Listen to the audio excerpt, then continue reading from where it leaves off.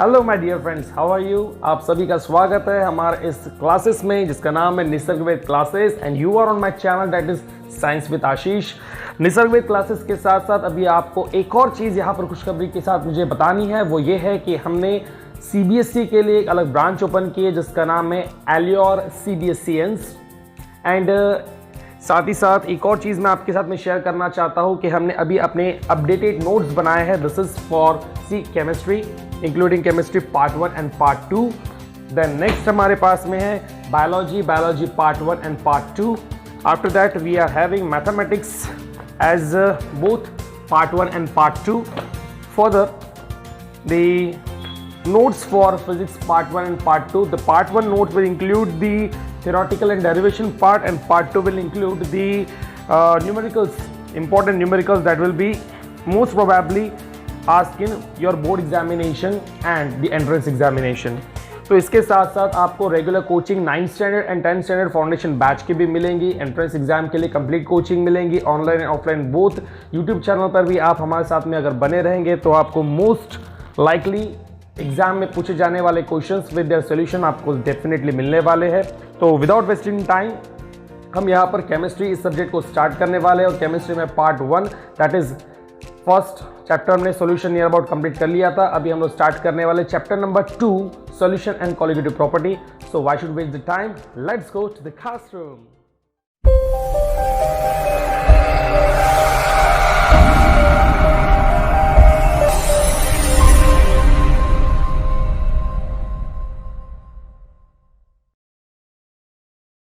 Okay then, तो हमारे पास में चैप्टर है जिसका नाम है सॉल्यूशन एंड कॉलिगेटिव प्रॉपर्टी। अब सॉल्यूशन इस टर्मिनोलॉजी को मुझे तो नहीं लगता कि आपने पहली बार कभी तो भी सुना होगा। आपने इसको हर जगह सुना है। जब से आप लोग ने होश संभाले, जब से मैंने होश संभाला, तब से हम सॉल्यूशन इस टर्मिनोलॉजी को कई बार सुन चुके हैं और हमने इसको अप्लाई भी किया है अलग अलग जगह पर क्या ये सॉल्यूशन हमारे साथ में कुछ इस प्रकार भी आएगा कि बोर्ड एग्जामिनेशन में इसके ऊपर में क्वेश्चन आ जाएंगे? कभी हमने सोचा था? नहीं सोचा था। चलिए, अब सोचने के साथ साथ पढ़ना भी हमको शुरू करना है।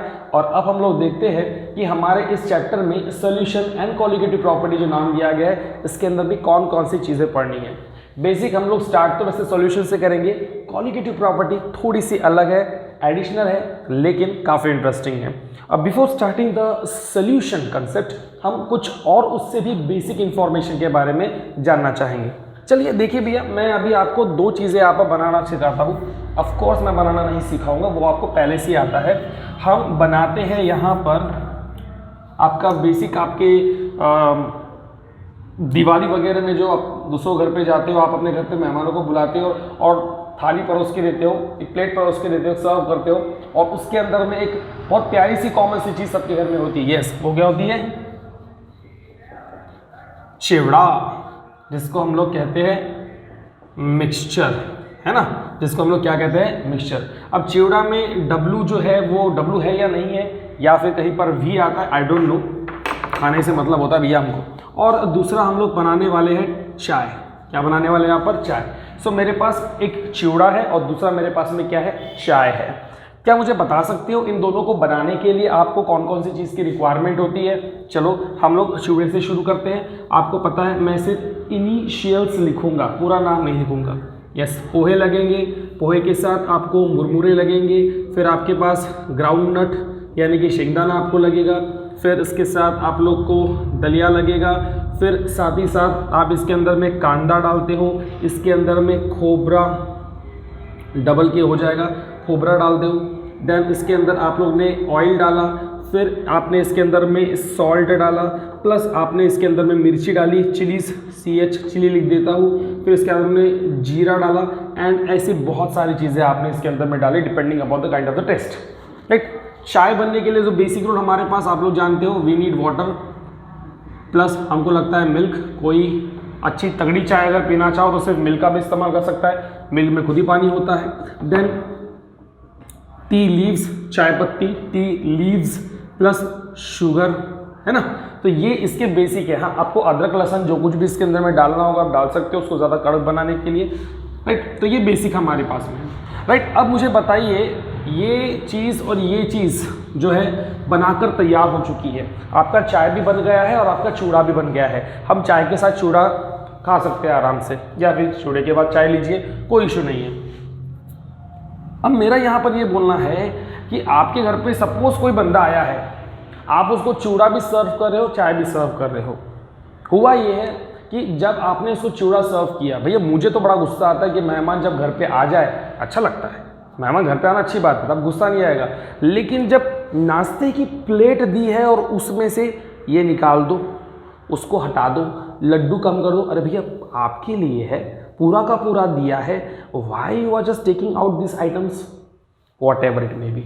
हमको यहाँ पे फोकस करना है कि सारी चीज़ें इसके अंदर में हैं। छोटा सा बच्चा अगर उस मेहमान के साथ में अगर आता है तो भैया वो उसमें से देखिए क्या क्या निकालना शुरू कर देता है। उसमें से वो निकालेगा कांदा, निकल जा भैया बाहर। उसमें से वो निकालेगा खोबरा, निकल जा बाहर। उसमें से वो निकालेगा चिल्ली, मिर्ची, बाहर निकल जाए, राइट। उसके अंदर से वो बहुत सारी चीज़ें जो होती है उसको पसंद नहीं होती, निकाल लेता है। आखिरी में पोहा मुरमुरा बचता है जो उसको बड़े पद्धति से खाता है, राइट। चलो जो है सो है, आखिर में वो क्या स्पेलिंग थी, चिवड़ा ही कहलाएगा ना। इतना सब होने के बाद में वो चिवड़ा ही कहलाएगा, उसमें किसी प्रकार का कोई और बदलाव हो गया क्या, मटेरियल कुछ बाहर निकला हुआ है। लेकिन यहाँ देखो, अगर चाय बन गई है और आपके घर पे जो मेहमान आए हैं उसमें से कोई एक, भगवान ना करे पर एक डायबिटिक पेशेंट है और उसको चाय फीकी लगती है या फिर उसको शुगर फ्री लगता है। शुगर फ्री आपको पता होगा, सैकरिन्स होते हैं जो, भैया सैकरिन्स ऐसे होते हैं जो सादी शक्कर से 50 गुना, 100 गुना, 200 गुना, 2000 गुना मीठी होती है। हम पढ़ेंगे उसको केमिस्ट्री इन एवरीडे लाइफ नाम के चैप्टर में। सो हमने यहाँ पर क्या किया है ना, हमने यहाँ पे चाय बनाया, लेकिन वो डायबिटिक पेशेंट होने की वजह से वो कहते हैं कि भैया मुझे शुगर नहीं चाहिए। अब चाय तो बन के रेडी हो गई है, तो क्या आप उसमें से शुगर बाहर निकाल सकते हो क्या? कोई कहेगा कि चाय पत्ती ज़्यादा हो गई, कड़वी लग रही है, तो क्या आप उसमें से चाय पत्ती बाहर निकाल सकते हो क्या? अरे चाय तो एकदम पंचड़ बना हुआ है, हमारे महाराष्ट्रियन लैंग्वेज में चाय एकदम पंचड़ बना हुआ है, चाय में कोई दम ही नहीं है, बहुत ज़्यादा पानी है, तो क्या आप उसमें से पानी निकाल सकते हो क्या? नहीं, बराबर है। सो आपके पास ये दोनों चीज़ें हैं, दोनों ईडेबल है, आप दोनों को खा सकते हो, तो कंज्यूम कर सकते हो।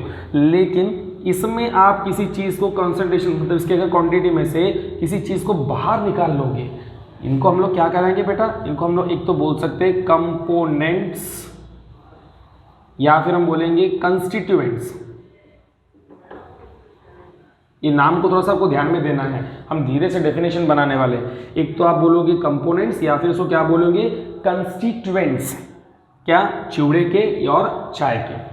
तो भैया आपको समझ में आता है यहाँ पर कि इनमें से अगर मैं किसी कंपोनेंट को लेस या इंक्रीज कर दूँ तो भी चिवड़ा चिवड़ा रहेगा, लेकिन चाय के साथ में हम ऐसी छेड़खानी नहीं कर सकते। पहली बात तो पॉसिबल नहीं है ना, कि भैया दूध निकाल दो चाय में का, चाय बनने के बाद में चाय पत्ती निकाल दो, शुगर निकाल दो, ऐसा तो पॉसिबल नहीं है, राइट। तो यहाँ पर ये चीज़ नहीं हो पाएंगी, यहाँ पे वो चीज़ होगी। तो जहाँ पर आपके पास में कोई सब्सटेंस मिलने के बाद, में कोई बहुत सा फर्क नहीं आ जाता, और किसी भी चीज़ का देखो कांस्टेंट प्रोपोर्शन नहीं है। आप चाहो तो पोहे बढ़ा दो, आप चाहो तो मुरमुरे बढ़ा दो, चाहो तो खोबरा मत डालो, फिर भी आपका चिवड़ा बन जाएगा। चाहे तो कांदा मत डालो, फिर भी चिवड़ा बन जाएगा।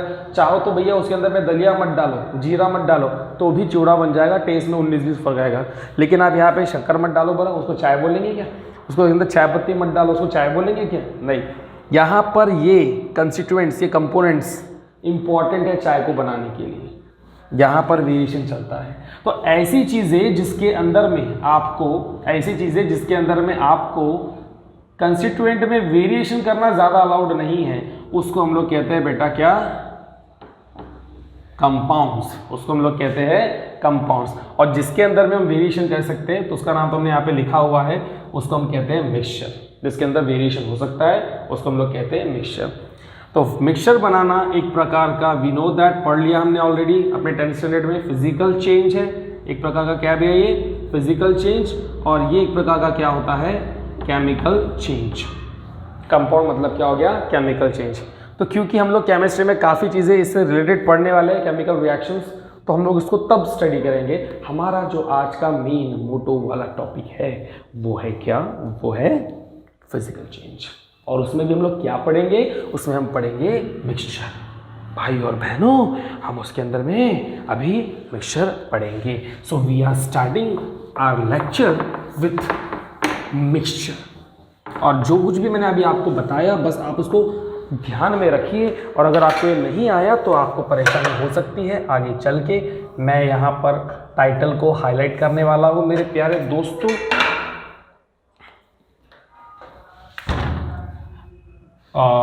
Yes, mixture, MIXTURE। तो ज़रा आप मुझे अनुमति दीजिए, परमिशन दीजिए कि मैं अब इस मिक्सचर की डेफिनेशन लिखूँ। स्टूडेंट्स बोलेंगे नहीं, मन्ना भाई MBBS चल रहा है क्या, नहीं बोलोगे? देखो यहाँ पर definition, a mixture is a physical, या फिर और इसको थोड़ा सा इजी देंगे, a mixture is a combination of two or more components, आप substances भी बोल सकते हो, in any proportion, ये बहुत इंपॉर्टेंट है, in any proportion without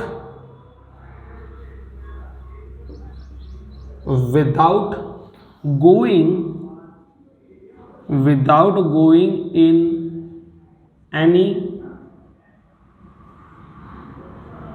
physical change. भैया जी ये बहुत इंपॉर्टेंट चीज़ हमने लिखी है, किसी प्रकार का कोई भी फिजिकल चेंज उसके अंदर में नहीं होगा, और एनी प्रपोर्शन में, चलिए मैं अंडरलाइन कर देता हूँ उसको, क्या कहा मैंने, एनी प्रपोर्शन में, कोई भी दो कंपोनेंट या दो से ज़्यादा कंपोनेंट किसी भी एनी प्रपोर्शन में, कम ज़्यादा चलेगा, without going any physical change, उसके अंदर किसी प्रकार का कोई, अब मुझे तो पत्थर पड़ेंगे, अब मुझे पत्थर पड़ेंगे, without going any chemical change, चाहिए। वाह रे वाह, मास्टर पढ़ा रहा है और यहाँ पर गलतियाँ कर रहा है।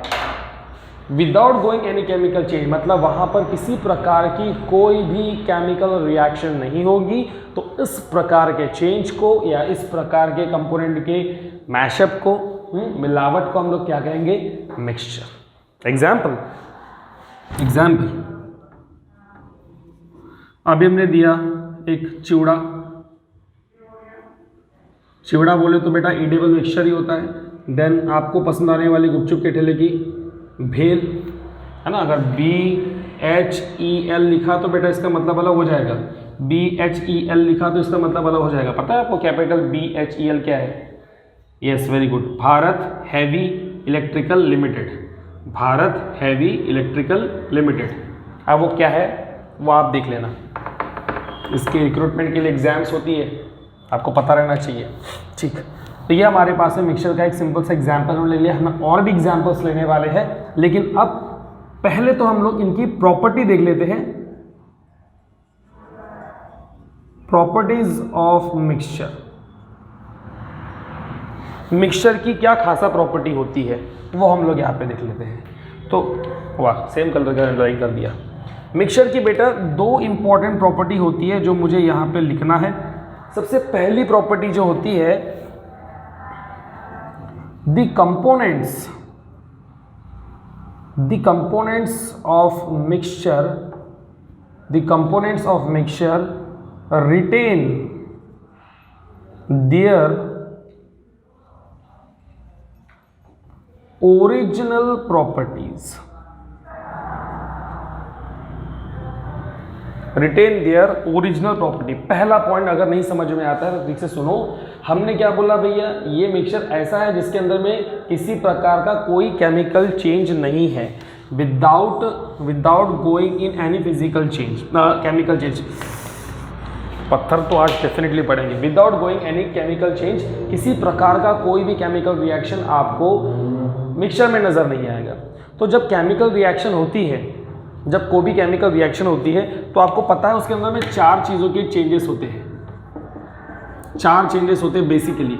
हम लोग बाद में और एक बार रिपीट कर देंगे जब हम लोग केमिकल रिएक्शंस पढ़ेंगे। तो सबसे पहला बेटा तो चेंज होने का जो कंसेप्ट होता है, कलर चेंज हो जाएगा।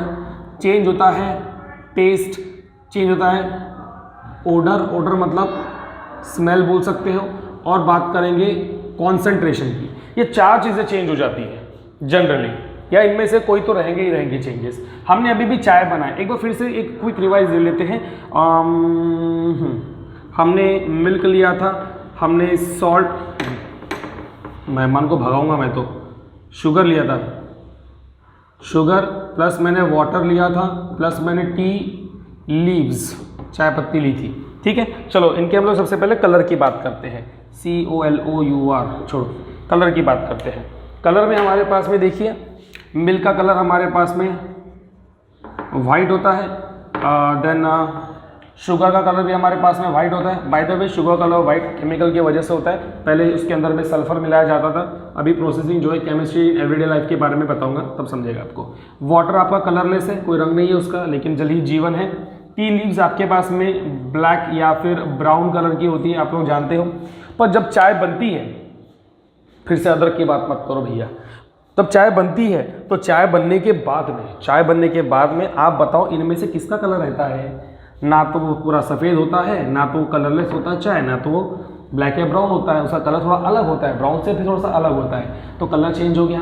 भैया मुझे बताओ मिल्क का टेस्ट, शुगर का टेस्ट, वाटर का टेस्ट और चाय पत्ती खा के देखो, बड़ा अच्छा लगेगा। तो इन सभी की जो टेस्ट है, क्या इनकी टेस्ट और हमारे चाय की टेस्ट वैसी होती है क्या? चेंज होती है ना? यस, टेस्ट चेंज होती है। ऑर्डर या फिर स्मेल, अभी देखो जब हम लोग चाय की ऐड देखते हैं तो पहले नीम, तुलसी, अश्वगंधा की चाय, पहले ऐसा करके सुगंध लिया जाता है चाय का। क्या आप अपने घर पे दूध का सुगंध लेते हो? क्या अपने घर पे शुगर, वाटर या फिर टी लीव्स का सुगंध लेते हो? ऐसा नहीं करते ना। मतलब जो ऑर्डर है, जो स्मेल है उसकी, वो क्या करेगी? चेंज हो गई। तो ये केमिकल के चेंजेस की निशानी है। कॉन्सेंट्रेशन बच गया क्या? पहले मिल्क का अपना एक अलग पहचान थी, उसका एक अपना अलग कॉन्सेंट्रेशन थी, अपना एक अलग मात्रा थी। शुगर, वाटर, टी लीव सबकी अलग अलग मात्रा थी, राइट। लेकिन जब ये मात्राएं एक हो गई तो उनकी जो ओरिजिनल प्रॉपर्टीज थी वो सारी की सारी चेंज हो गई। अब सिर्फ और सिर्फ चाय का कॉन्सेंट्रेशन है, अब कोई नहीं आएगा, सिर्फ चाय आएगी। टेस्ट चाय का रहेगा, कलर चाय का रहेगा, ऑर्डर चाय का रहेगा, कॉन्सेंट्रेशन चाय का रहेगा। तो ये है निशानियाँ ऑफ व्हाट? केमिकल चेंज की। ये किसकी निशानियाँ है? ये केमिकल चेंज की निशानियाँ हैं। लेकिन हम बात कर रहे हैं फिजिकल चेंज की, जहाँ पर without going in any chemical change, किसी प्रकार का ये केमिकल चेंज नहीं होगा। इस वजह से जो भी कंपोनेंट्स होंगे ना इस मिक्सचर के, वो अपनी ओरिजिनल प्रॉपर्टी रिटेन करेंगे। यहाँ पर सबकी प्रॉपर्टी बदल गई थी, यहाँ पर ओरिजिनल प्रॉपर्टी रिटेन करेंगे। जैसे कि सिंगदाने का जो टेस्ट है, मूंगफली का, ग्राउंडनट का, वो वैसे ही आपको आता है चूड़े के अंदर में, पोहे का, मुरमुरे का, सबका टेस्ट देखिए नियर अबाउट आपको सेम ही मिलेगा, राइट। तो ये होता है हमारे पास में। एक सिंपल सा एग्जाम्पल देखिए बताया मैंने, फर्स्ट पॉइंट। सेकेंड है हमारे पास में the components of mixture. The component of mixture can be separated out by easy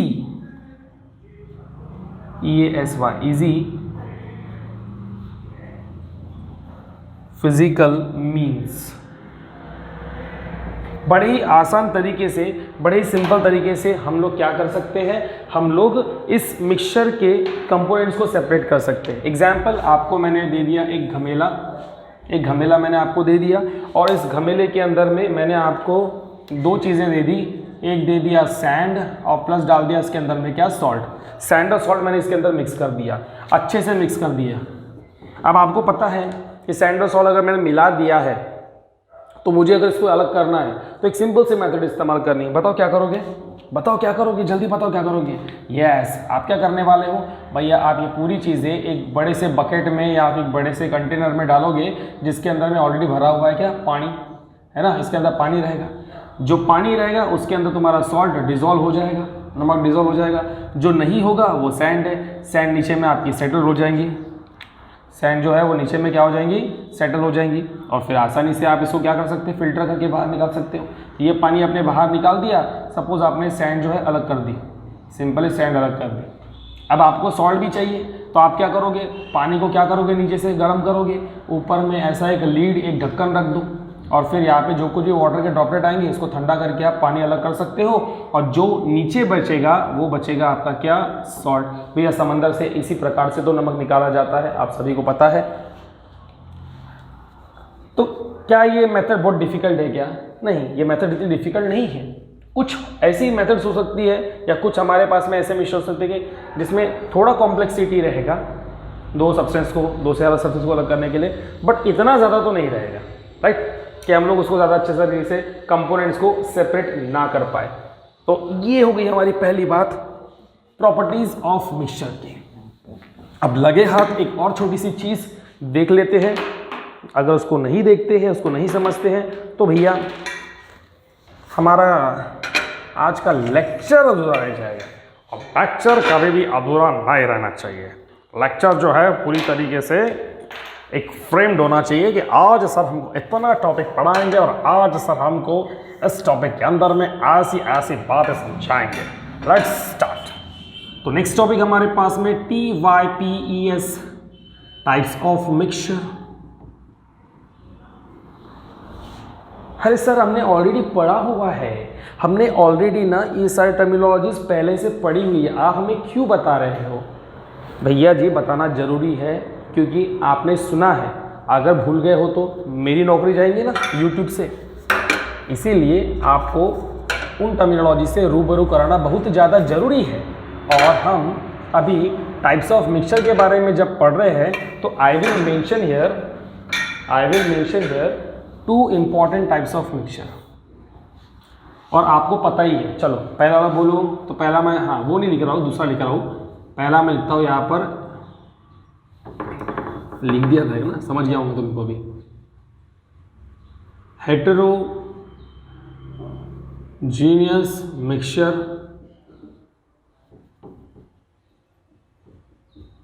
heterogeneous mixture, yes अब तो पता ही है, इतना सा लिख दो, बाकी का तो हम बता देंगे। होमोजीनियस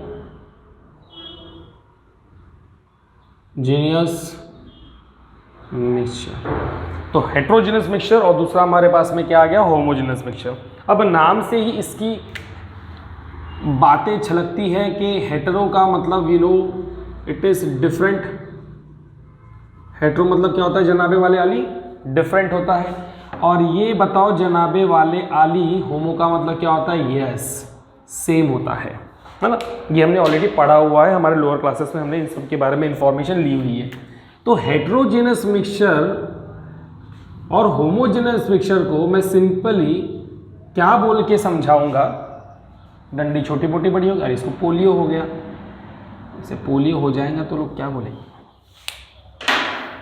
पोलियो का डोज 2 बूंद जिंदगी की, दोनों इक्वल हो गए।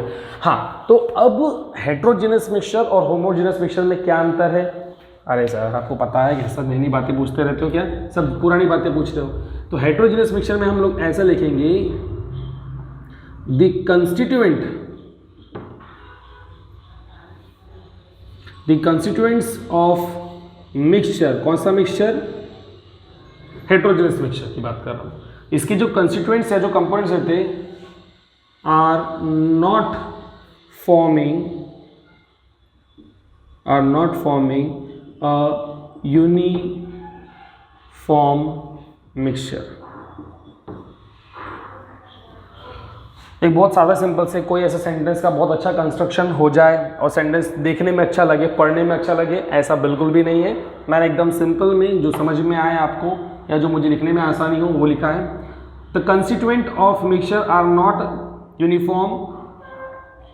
Not forming a uniform mixture. इसका मतलब क्या हो गया, अज्यूम कीजिए कि आप 6, 7, 8 स्टैंडर्ड के बच्चे हो और उस समय आपको पता है कैसा हुआ करता था कि किसी का अगर बर्थडे है तो दिन बड़ा कमाल का होता था, रोज़ यूनिफॉर्म पहन के आना पड़ता था। एक शब्द लिखता हूँ मैं, लिखा तो है यूनिफॉर्म, यूनि मतलब एक जैसा, फॉर्म मतलब दिखावा, एक जैसा दिखावा हर किसी का होता है। बेटा यूनिफॉर्म पहन के आना इज डिफरेंट, वो गलत सेंटेंस हो गया। ड्रेस हम पहन के आते हैं जिसके अंदर में होती है यूनिफॉर्मिटी, एक जैसापन होता है। पहले गुरुकुल में भी ऐसा गुरुकुल में भी ऐसा होता था कि वो ब्राह्मण हो, वो क्षत्रिय हो, वो किसी भी अलग अलग जाति का हो, जब गुरुकुल में आते थे तो एक ही गणवेश पहन के आना पड़ता था, भगवा रंग का, सफ़ेद रंग का, जो भी कुछ भी होगा, और आपको वहाँ पे शिक्षा हासिल करनी पड़ती थी। कोई ऊंच नीच भेदभाव कुछ नहीं होता था। और यही चीज़ हमारे इधर भी ना हो जाए, रईस का बेटा है, गरीब का बेटा है, ऐसा कुछ नहीं। एक यूनिफॉर्म पहन के आए, एक यूनिफॉर्मिटी में आए, ड्रेस एक जैसे हो। इसलिए अब उसके अंदर भी अभी देखिए हाउस आ गए हैं, red house, blue house, yellow house, green house. I don't know why these all concept of houses are here in the school. पहले हमने एकता ली, उसमें और बंटवारा कर दिया। जयराम जी की आगे बढ़ते हैं, किसी को हम लोग क्रिटिसाइज नहीं कर सकते, हमारा यूट्यूब पे चैनल चल रहा है यहाँ पर। अब यूनिफॉर्म आप ड्रेसेस पहन के क्लास में आए हो, जब बर्थडे है तो उस समय पर क्या होता है, एक आधा बंदा, एक आधी बंदी क्लास में आती है, बढ़िया सा सिविल ड्रेस, फॉर्मल ड्रेस नहीं, अपना एक कैजुअल ड्रेस पहन के आती है, और समझ में आ जाता है इसका तो आज बर्थडे है और आज अपने को चॉकलेट मिलेगा। इवन हम लोग भी खुश हो जाते हैं, टीचर्स लोग के लिए बड़ी चॉकलेट होती है ना, यस, बिकॉज ऑफ दैट। अब इस वजह से क्या वो स्टूडेंट जो कैजुअल ड्रेस पर आया हुआ है वो बाकी स्टूडेंट जैसा दिखेगा क्या? नहीं। उनके साथ मिक्स हो जाएगा क्या? नहीं। वो अलग ही हाईलाइट हो जाएगा, वो अलग ही हाईलाइट हो जाएगा। तो ये डिफरेंट हो गया, क्या हो गया? हेट्रोजीनियस। वो मिक्स नहीं होगा, कलर के हिसाब से बोलिए, मेकअप के हिसाब से बोलिए, वो मिक्स नहीं होगा। यस, वहाँ पर हमारे पास में आ जाता है हेट्रोजीनियस मिक्सचर। तो जब हमारे पास में कंस्टिट्यूएंट या कंपोनेंट मिक्सचर के एक दूसरे के साथ पूरी तरीके से मिक्स होकर यूनिफॉर्म एक जैसा कि नज़र ही ना आए कि दो चीज़ें एक दूसरे के साथ में मिली हुई है, दो या तीन चीज़ें एक दूसरे के साथ मिली हुई है, तो उसको हम लोग कहेंगे हेट्रोजीनियस मिक्सचर। एग्जाम्पल तो काफ़ी सिंपल सा है, जैसे कि मैंने अभी बोला था सैंड प्लस सॉल्ट। सॉल्ट लो या फिर शुगर ले लो, जो सस्ता पड़े, पर करना मत ऐसा कुछ बेकार का नासोड़ा। दूसरा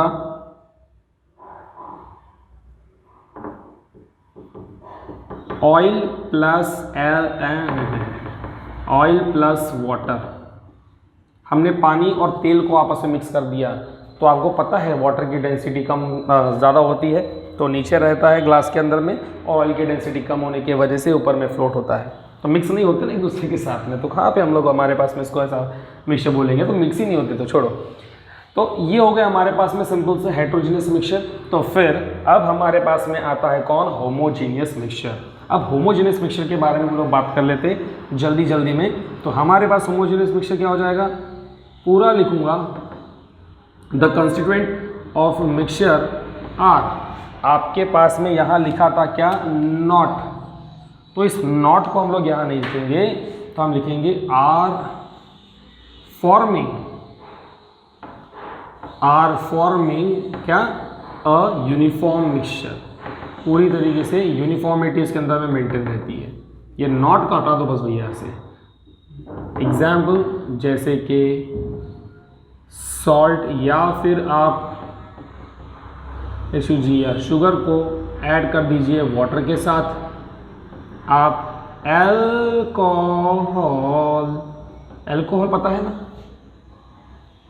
बेवड़ा हॉल, बेवड़े जेस, ऐसा नहीं बोलते अपन, गलत बात है। सैनिटाइजर में भी तो अल्कोहल है, इथाइल अल्कोहल, और इसको हम लोग किसमें डालेंगे बेटा? वाटर में डालेंगे। किसके अंदर में डालेंगे? वाटर में डालेंगे।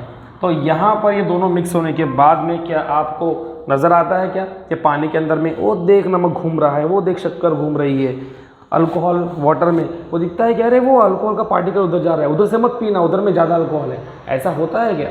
नहीं होता ना। तो ऐसे हमारे पास में ये होते हैं मिक्सचर। तो सर आपने हमको इतनी सब बातें बता दी, चैप्टर का नाम किधर है? आपने मिक्सचर बताया, प्रॉपर्टीज ऑफ मिक्सचर बताई, टाइप्स ऑफ मिक्सचर के बारे में आप जानकारी दे रहे हो, होमोजीनियस बोल रहे, हेट्रोजीनियस बोल रहे हो, वारे वाह काफ़ी इन्फॉर्मेशन दे रहे हो, पर सर आपने तो हमको बताया ही नहीं इस चैप्टर के रिलेटेड कुछ। अपने यहाँ पे बताया क्या? अरे भैया सब्र करो, रुको जरा, हमारे पास में है, हमने ये सब बातों को इसीलिए पढ़ा हुआ है क्योंकि हमको इनका काम था, और अब हमारा वो काम हासिल हो चुका है। अब हम स्टार्ट करते हैं SOLUTION, सॉल्यूशन। टन टना टन टन। तो देखते हैं सॉल्यूशन क्या है। तो सॉल्यूशन हमारे पास में होता है, a solution is a homogeneous mixture. क्या है हमारे पास में? सॉल्यूशन एक प्रकार का क्या होता है बेटा? होमोजेनियस मिक्सचर होता है, जिसमें उसके कंपोनेंट्स आपस में पूरी तरीके से क्या हो जाते हैं? घुल जाते हैं। ठीक है, हम लिख सकते हैं मिक्सचर मेड अप ऑफ 2 और मोर कंपोनेंट्स, 2 या 2 से ज़्यादा कंपोनेंट एक दूसरे के साथ मिलकर आपको क्या मिलता है? सॉल्यूशन मिलता है। यहाँ पर हमने इन सब के मदद से समझ लिया कि अब सॉल्यूशन फाइनली क्या होता है, नहीं तो डायरेक्टली बताया रहता डायरेक्टली बस solution is a homogeneous mixture. अरे तो होमोजेनियस क्या होता है? तो होमोजेनियस है लिख दिया, फिर मिक्सचर क्या होता है? अरे सवाल ही सवाल पैदा हो जाते हैं। पर हमको क्या करना है? सवाल पैदा करने से पहले जवाब रेडी रखो। आगे वाला क्या सवाल पूछेगा उसके बारे में अपने को पहले से पता होना चाहिए। वो ज़्यादा बोल दिया क्या? अब बोल दिया तो देख लेंगे, आगे में देख लेंगे। तो ये हमने यहाँ पर डेफिनेशन लिख दिया किसका? सॉल्यूशन का। अब देखो बेटा, सॉल्यूशन के कई टाइप्स होते हैं और उन टाइप्स में भी हम लोग नहीं जाएंगे। लेक्चर बढ़ जाएगा, टॉपिक बढ़ जाएगा, किताब के बाहर निकल जाएंगे हम लोग। किताब हमको दूर से बोलेंगे मैं तो चांद पे हूँ, तू धरती पे पहुँच गया, या तू धरती पे मैं तो चांद पे पहुँच गई। ऐसा नहीं हो जाना चाहिए ना। किताब से जुड़ के रहना है हमको, बुक से जुड़ के रहना है। तो सॉल्यूशन में हम लोग देखते हैं इसका टाइप, और टाइप है बेटा मैं सबसे पहले लेने वाला हूँ बाइनरी सॉल्यूशन। कौन सा लूँगा मैं यहाँ पर? Binary solution. बाय का मतलब आपको पता है? यस, बाय का मतलब होता है 2। हर जगह पर आपके पास में बाय का मतलब क्या होता है बेटा? 2 होता है। सो बाइनरी सॉल्यूशन के बारे में हम लोग देख लेते हैं क्या होता है बाइनरी सॉल्यूशन। तो बेटा it is made up of 2 components. Binary बोले ना, 2 कंपोनेंट्स, 2 कंपोनेंट्स। और वो 2 कंपोनेंट्स कौन कौन से होते हैं? एक होता है हमारे पास में सोल्यूट और दूसरा होता है सॉल्वेंट। एक होता है हमारे पास में सोल्यूट और दूसरा क्या होता है? सॉल्वेंट। इन 2 चीज़ों से मिलकर बनता है हमारा बाइनरी सॉल्यूशन। ठीक है। और भैया जी हम लोग ने अभी जो चीज़ देखी है मिक्सचर में, मिक्सचर का डेफिनेशन, उसके बाद हम लोग अच्छा ये केमिस्ट्री के अकॉर्डिंग हमारी डेफिनेशन है, ये बहुत ज़्यादा डीप में जाने की ज़रूरत नहीं है। देन प्रॉपर्टीज़ हमने मिक्सचर की देख ली है, हमने टाइप्स देख लिए हैं और उसके बाद सोल्यूशन का डेफिनेशन बना दिया। सोल्यूशन का एक टाइप यानी कि बाइनरी सोल्यूशन जो हमको काम का है वो हमने देख लिया है। तो इतना देखने पर, इतना समझने पर अब हम लोग हमारे नेक्स्ट वीडियो लेक्चर में हम बाइनरी सॉल्यूशन में सोल्यूट और सॉल्वेंट के राज को उजागर करेंगे, उसके बारे में थोड़ा डिटेल में पढ़ेंगे। और तब तक आप इसको प्रॉपर्ली रिवाइज कर लीजिए। ठीक है, मिलते हैं फिर नेक्स्ट वीडियो लेक्चर में। तब तक के लिए टाटा बाय।